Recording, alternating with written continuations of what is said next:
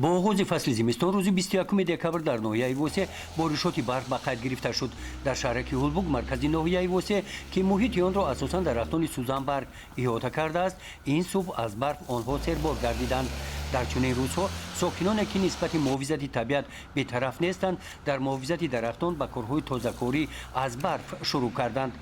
بابا مراد بنگیارов از جمله همین نفران میباشد که در این روز از صبح بروقت با کارهای تازه‌کاری از برف در محلهشان مشغول است. از شب اینجوری برف بارون با برف تولد شد که همه جا سبز سفید شد. این چنین درختانی که سبزن این ارچه همینجوری ارچه که سر برف هستن با زمین بسیارش خم شده است.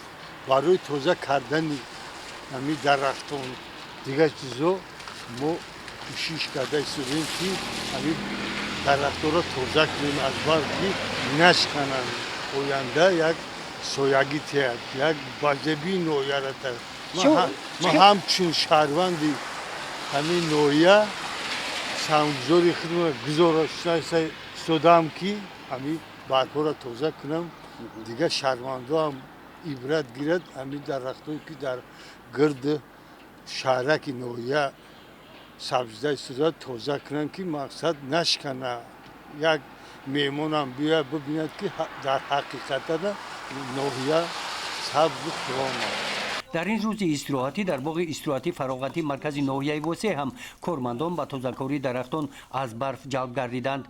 در باغ استراحتی زیاده از 1300 بیخ درختان سوزنبرگ پرورش یافته نگاهبین کرده می شوند. گزارش خواجه نظریف خدای نظر ظهوروف از ناحیه واسه برای برنامه اطلاعاتی نوید.